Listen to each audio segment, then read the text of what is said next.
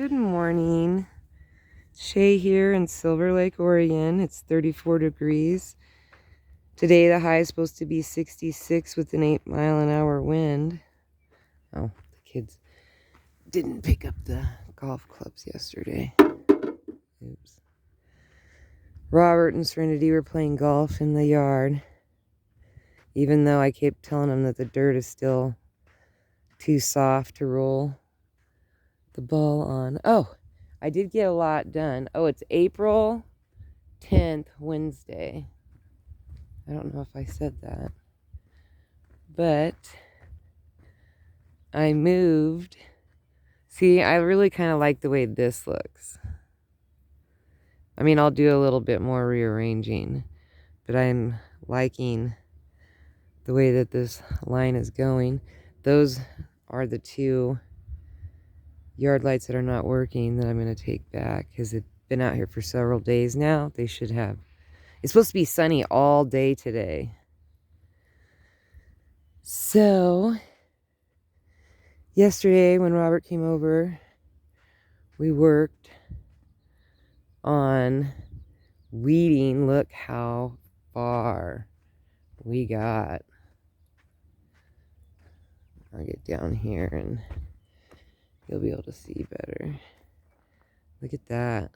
All the way down to here.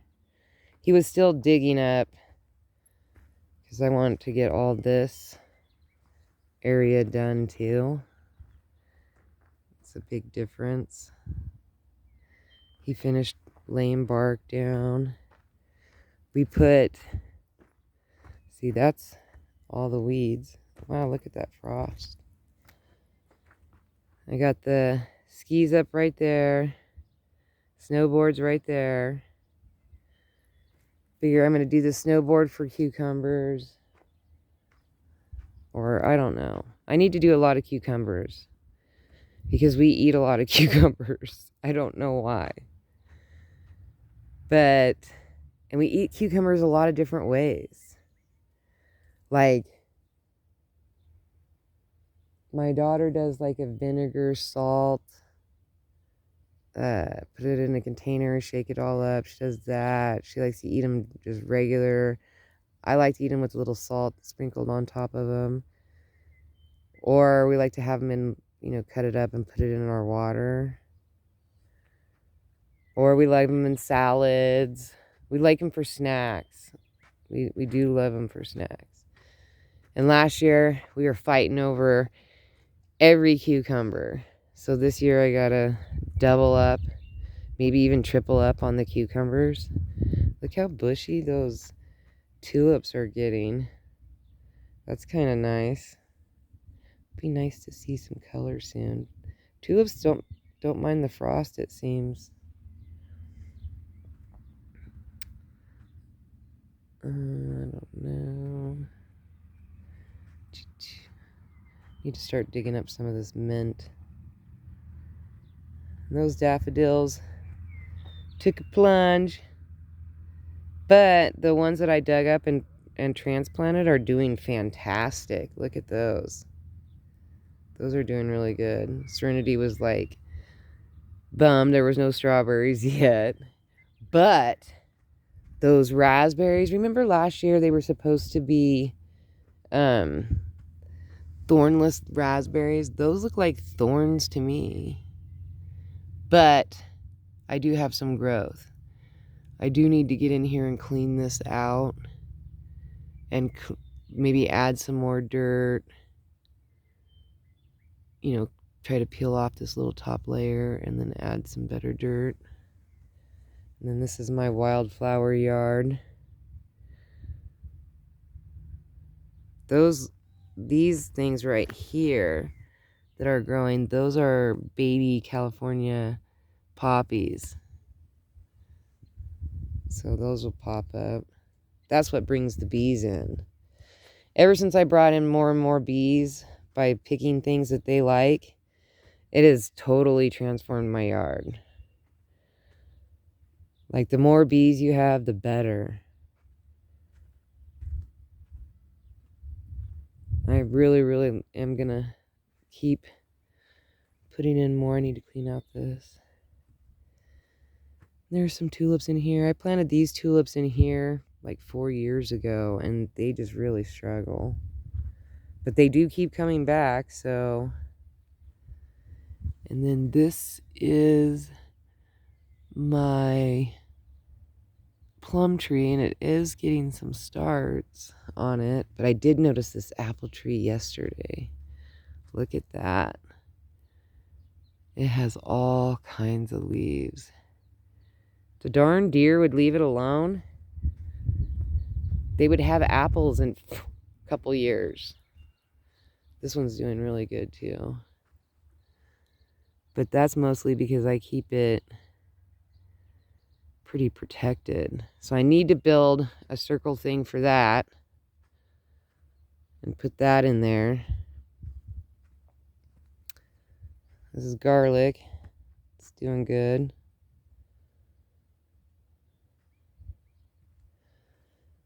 What do you call these? The irises are doing fantastic, considering I dug up so many irises and transplanted them into that line.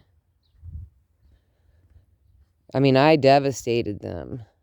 They used to be in this flower bed used to look so good till I took the irises out, but the irises were just overtaking it so much I couldn't control it, and I wanted to narrow that down, so that's why this bed looks so bad. Because I dug a bunch of stuff up out of it.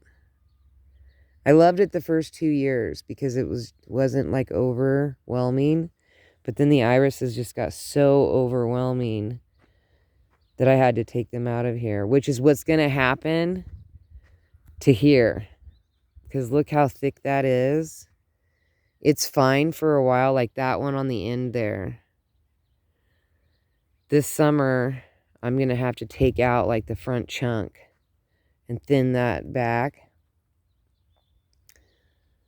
And then eventually I'm going to have to do the same thing down here. Probably not till next year down here, but this year I'm going to have to take out a chunk. It's just that this year, when I Googled giant irises, it said to transplant them like in July, August. And like before, I always did it in the spring.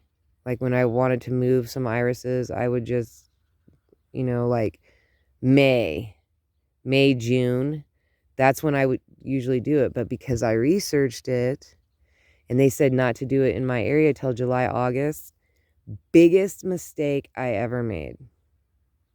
I know now that in my area in Silver Lake, that if I want to transplant giant irises, the best time to do it is May, June, not July, August. I lost a lot that I transplanted that died because I did it that way. And all the times before that I did it, I didn't lose. Like, usually I would lose like 1 in 10. But when I did it in July, August, I probably lost 6 to 4. It was bad. I mean, but the only thing that helped me was the fact that I really had a lot. And so I doubled up. I should have 3 times what is on this line. And I don't. Like, I have a bald spot right there. If you go back and look, every space was completely tight filled with irises. And you can see all the gaps that didn't, like right here did pretty good. There's but luckily they're so resilient that they're babies. I'm going to bring this line up, I think, all the way to there. So I'll still be able to transplant some irises out of there. I'll take a big chunk out of this corner right here. And then back here, I think I'll take another big chunk out of this one because this will explode on me. It'll just get too big. So I might just take out like almost all but like a couple and transplant that.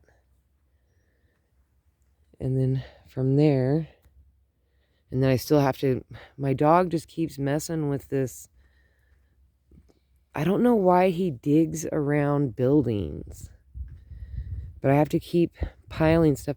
When this stuff gets tall enough, see, already he's digging there again. When this gets tall enough, he'll stop. But it's trying to get it to get tall enough. You know, what I'm going to have to do is just put it in a fence right here. Just put in a fence, clean all that out, let it grow. And I guess that's the only way that I'm going to be able to stop him from, he's 10. This has always been an issue with him. I got him when he was like 8 months old. We think he was 8. That's what the vet, or not, yeah. The vet felt like he was around 8 months old to a year, but he was like leaning towards under a year when I adopted Bruce. He wasn't for sure. And he'd just been traumatized a lot. And, you know, like he'd had a chicken tied around his neck, so he didn't have any hair around his neck. And he was like, any loud noises, anything like, he would mostly lay in a corner and just shake. And I just like left him alone because I had Bella too. And I just left him alone for about 3 to 4 months. You know, like, I'd, you know, coax him. He would let you pet him, but you could tell he just didn't really like it. But I just kept doing it, really include him. Bella really helped bring out his personality. And then I would have to muzzle him every time, like I wanted to clip his nails or anything. He wouldn't try to like attack me, but he would like nip. And it was just, you know, and Bruce has bit quite a few different people that have like come on my property. It's always when I'm not home. Always like they'll call me and tell me, oh, your white dog like nipped me. Like, well, what are you doing? Stay out of the yard.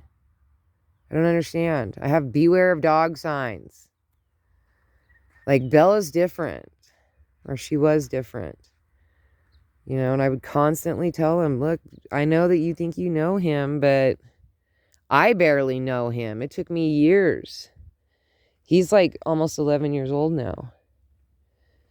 It took me years to completely get him to be chill and,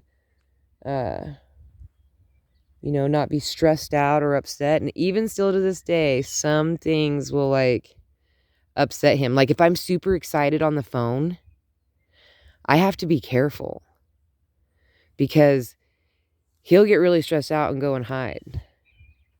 I got to be really, really super careful, or like offer him a treat, you know, like before I get too overly excited, and try to play with him a little bit while I'm talking on the phone. It's like I don't know. He must have a long memory, I can tell you that much. Because he doesn't even like the phone. That's why I don't get in his face very often with the phone.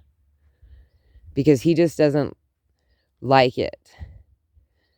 I mean, if he's being chill, then I'll videotape him. But mostly, he does not like being videotaped. And that, I don't know why. I don't have any idea. Because like I said, I don't know what his life was like the first 8 months.